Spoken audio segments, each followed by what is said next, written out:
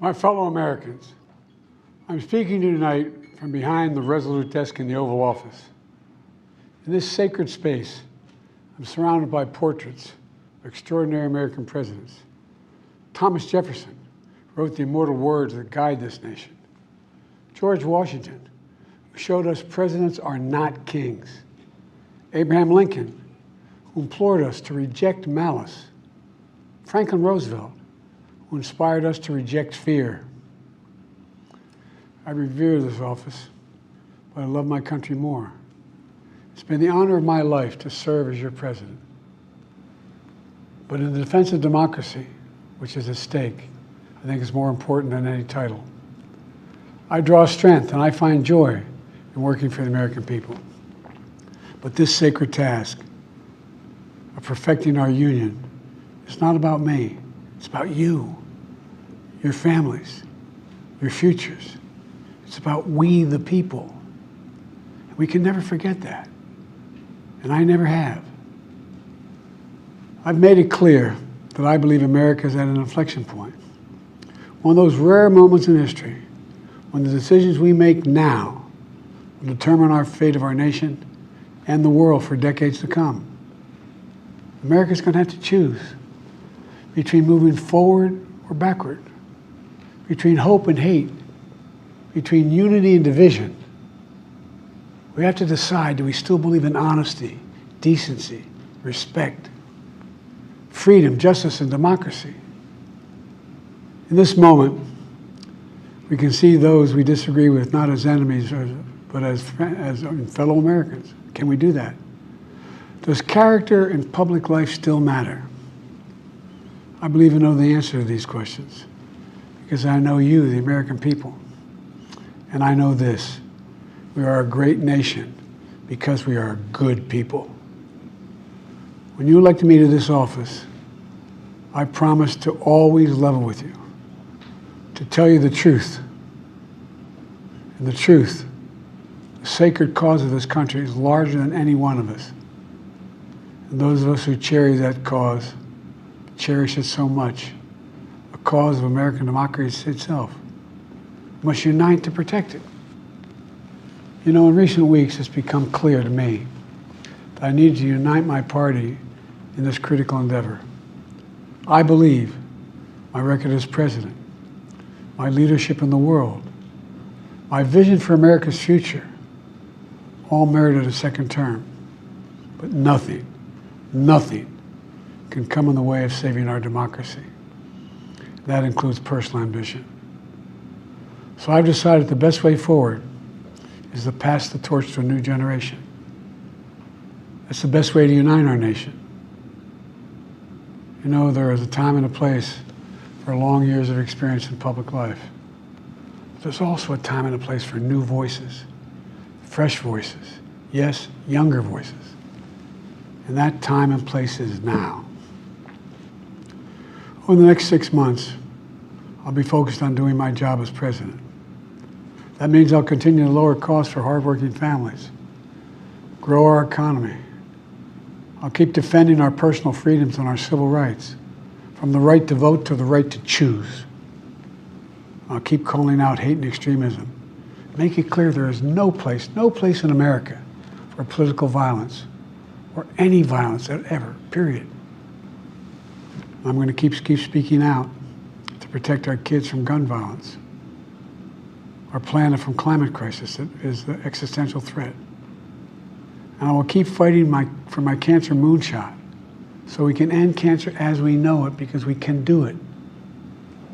And I'm going to call for Supreme Court reform because this is critical to our democracy, Supreme Court reform. You know, I will keep working to ensure America remains strong and secure and the leader of the free world.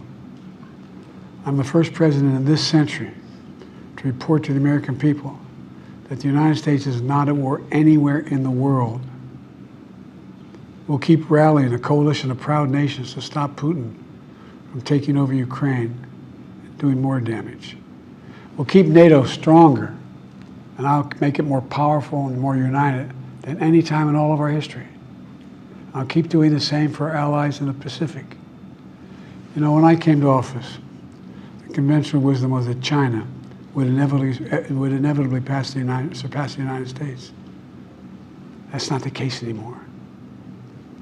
And I'm going to keep working to end the war in Gaza, bring home all the hostages, and bring peace and security to the Middle East and end this war. We're also working around the clock to bring home Americans being unjustly detained all around the world. You know, we've come so far since my inauguration. On that day, I told you, as I stood in that winter, we stood in a winter of peril and a winter of possibilities. Peril and possibilities. We were in the grip of the worst pandemic in a century. The worst economic crisis since the Great Depression. The worst attack on our democracy since the Civil War. But we came together as Americans, and we got through it. We emerged stronger, more prosperous, and more secure. Today we have the strongest economy in the world, creating nearly 16 million new jobs, a record. Wages are up. Inflation continues to come down. The racial wealth gap is the lowest it's been in 20 years. We're literally rebuilding our entire nation, urban, suburban, rural, and tribal communities. Manufacturing has come back to America. We're leading the world again in chips and science and innovation. We finally beat Big Pharma after all these years to lower the cost of prescription drugs for seniors. And I'm going to keep fighting to make sure we lower the cost for everyone, not just seniors. More people have health care today in America than ever before. And I signed one of the most significant laws helping millions of veterans and their families who were exposed to toxic materials. You know, most significant climate law ever in the history of the world. The first major gun safety law in 30 years. And today, the violent crime rate is at a 50-year low. We're also securing our border. Border crossings are lower today than when the previous administration left office. I've kept my commitment to appoint the first black woman to the Supreme Court of the United States of America. I also kept my commitment to have an administration that looks like America and be a president for all Americans. That's what I've done. I ran for president 4 years ago because I believed and still do that the soul of America was at stake. The very nature of who we are was at stake. And that's still the case.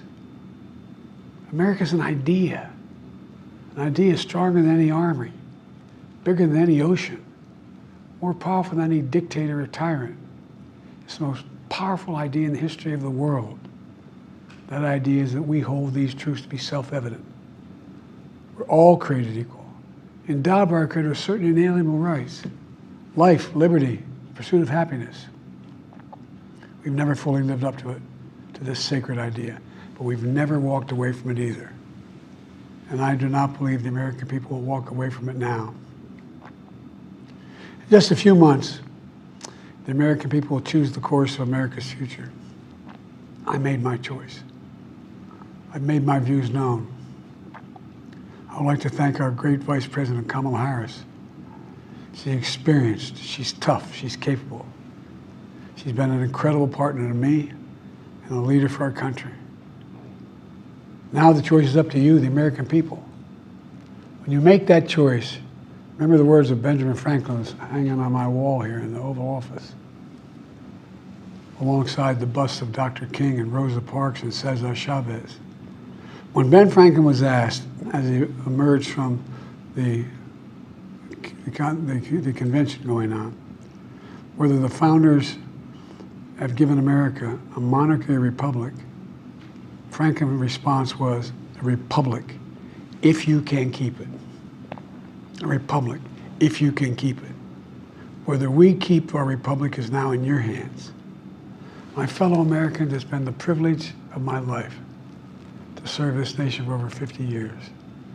Nowhere else on earth could a kid with a stutter, from modest beginnings in Scranton, Pennsylvania, and Claymont, Delaware, one day sit behind the resolute desk in the Oval Office as President of the United States.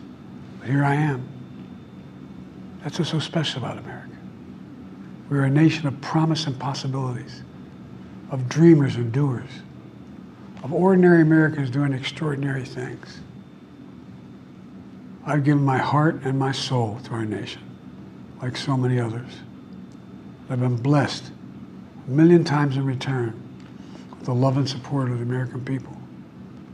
I hope you have some idea how grateful I am to all of you. The great thing about America is here, kings and dictators do not rule, the people do. History is in your hands. The power is in your hands. The idea of America lies in your hands. We just have to keep faith, keep the faith, and remember who we are. We're the United States of America, and there's simply nothing beyond our capacity when we do it together. So let's act together, preserve our democracy. God bless you all, and may God protect our troops.